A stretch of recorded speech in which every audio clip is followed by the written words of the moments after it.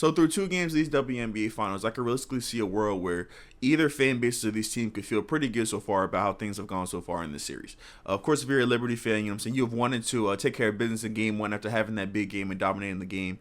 But you came out, you took care of business in game two, a game that was all but a must win. You know what I'm saying? If you lose that game, the series is just about over.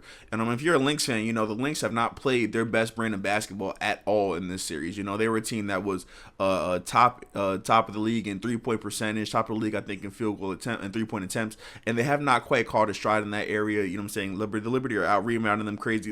But they still walk away with the series right now, 1-1 going back to Minnesota. And I think the thing that I like the most about the WNBA is the fact that it is just a best of 5. Because, you know, in the NBA, we'll be honest, in things in the NBA, they can kind of drag along sometimes. Like, you generally know which team is the better team around games 3 or 4. And, you know, so you kind of have an idea where the series is going to go. And it takes, you know, 4 games for the NBA to get to a best of 3, but here we are through 2 games. We have a best of 3 going out in Minnesota, and now I can't tell you who's gonna win this WNBA finals. I know I made my predictions in just before the series, you know what I'm saying, so you can go back and watch that. But I will say one thing: we are due for a very, very exciting last 3 games of this WNBA finals. Whale is the trigger in, gets it to Moore will get it off. The shot is good. Game 3 belongs to Maya Moore and Minnesota. What's going on, everybody? It's your boy JP, Joe Paul, backing them up, building. Everybody's having a great day. All that good YouTube stuff. You like, comment, all that good stuff. I mean, we are here to talk about Game 2 and I guess also Game 3 of the WNBA Finals. So everybody knows Game 1. Game 1, the Lynx came back from a crazy 18-point deficit. It came back from, I think it was 2 double-digit leads over the course of that entire game, and they snatched an overtime win away from the Liberty. The Liberty come back in Game 2, and they take care of business how you would expect. You know, Stewie has a nice performance. Benijah Laney-Hamilton has her best performance of the season, or really I would say just of the later points of the season, because she's somebody who was like really deeply like, you know, into their role, into the rotation early into the season. But the broadcast was talking about how she had I think it was a knee injury or something, or an ankle injury that, you know, had taken her out, and you could tell that it had taken her a while to get back into her groove. If you look at her scoring numbers for the playoffs, I think that this was her first game scoring double digits. She ended up scoring 20 points, you know what I'm saying? And when asked what it is that led to this great performance, she said that shot finally kicked in, man. So, you know what I'm saying, she wasn't feeling any pain. She finally probably got to feeling like herself for the first time. And, you know, I don't know how long, but shout out to Benijah for a great performance. And here we are going back to Minnesota with a 1-1 series lead. Like I said, if you're Minnesota, you cannot be too upset about Game 2 going the way it did. Like, I think that if I'm a Liberty fan, I would be kind of a little bit more, you know, I guess on the wearier side, only because while the Lynx also did not play great in Game 2, they also at various times they were able to bring the game to either a tie or within 2 points within one possession. And it was just like, if you're the Liberty, you know what I'm saying, you're a team who has the finals experience, you're a team that's been dominant the entire year. I know that the Lynx have provided issues for them the entire season, but why is it that they cannot, you know what I'm saying, create separation and hold on to that separation? You know, it takes them having to go through these multiple different scoring bursts, or for the Lynx to have to go through something like Visa Collier having to come out in the third quarter with their 4th foul, and that, you know, kind of like puts a big shutdown on their run, and now the Liberty are able to, you know, take over the rest of the game and win that game. But I just like, if I'm a Liberty fan, I'm just like, why isn't that? It doesn't seem like we're able to, you know, cut the water off on this team. You know what I'm saying? They always have a chance. They always have a life. So let's talk about just, you know, a couple of fun facts so far that are happening with this series, and then we will kind of just talk about, you know, the questions that, you know, arise from these fun facts, at least when I first saw them. So the Minnesota Lynx have led for less than 8 minutes all series. I think that the exact number was like 7.5 minutes, 7 minutes and 20-something seconds.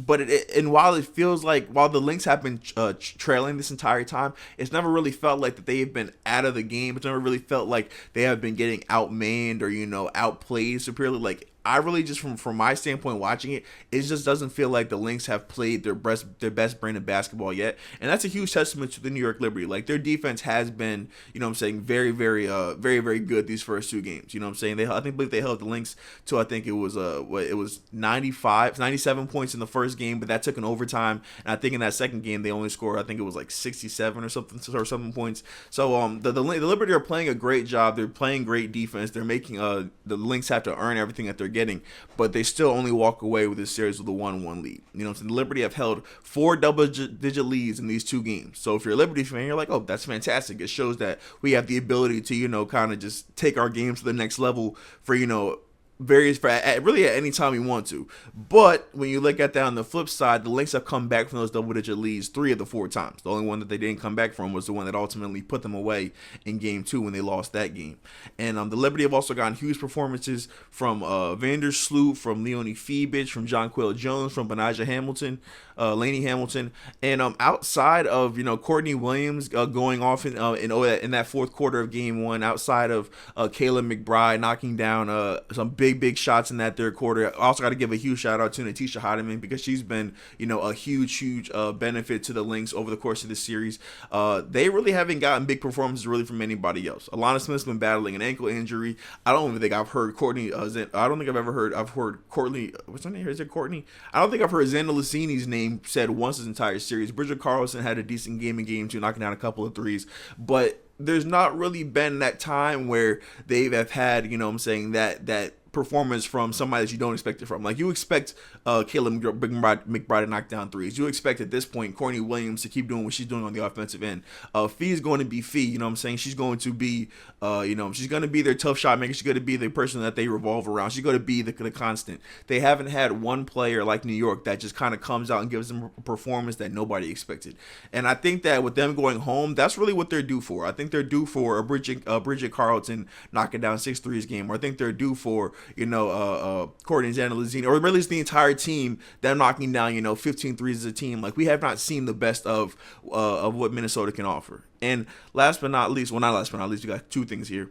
The Liberty have also out-rebounded the Lynx 78-59, which is a huge disparity. And 9 times out of 10, when you look at those numbers and you look at them in precision to what's going to happen for the rest of the series, generally you're going to walk away from those 2 games 2-0.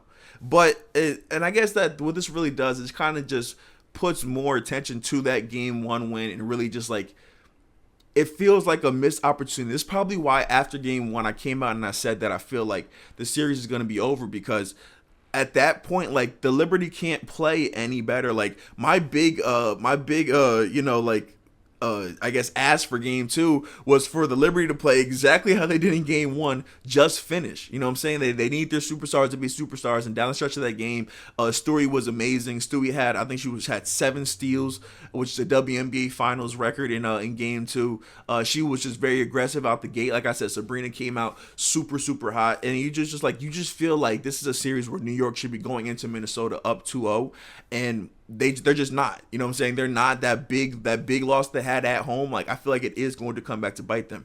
And another thing that I think is going to eventually catch up to them is the fact that Sabrina Ionesco cannot keep being a second half disappearing act. She cannot just keep doing this thing where she gives you big performances in the first game. She kind of like revolves the defense around her. And because it's not like at that point, well, I guess you can say it does benefit them a little bit, because it did generate a lot of open shots. Like, at one point, the Minnesota Lynx were just like, hey, Benaja Hamilton, if you're going to keep knocking down shots, we're going to keep giving them to you. And to her credit, she kept knocking those down. But those are shots that they're going to take if it means that Sabrina Ionesco does not get the opportunity to take the shot that she gets over the course of the game. And for her to be going into these multiple stretches in the second half, or really the entire time in Game 2, to have 0 points over the course of the entire game, I'm just like, Sabrina, for you to be who you are, for you to be, what this team needs you to be, that's unacceptable. Like, I know you'll take it in a win, so it's like one of those things where, like, you'll take it, but in Game 1, that ultimately led to a loss. You know what I'm saying? If Sabrina plays better down the stretch, if she doesn't foul Courtney Williams on that last second 3,